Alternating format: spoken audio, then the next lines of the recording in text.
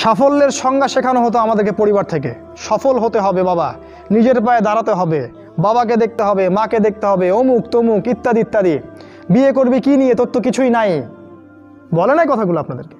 চাকরি বাকরি করতে হবে, প্রতিষ্ঠিত হতে হবে। শোনো, সাফল্যের একটা সংজ্ঞা দিয়েছেন আল্লাহ কোরআনে, একটাই সংজ্ঞা, সূরা আল ইমরানের মধ্যে আছে। আজকে আমি সব ডিটেলস বলার সময় পাচ্ছি না।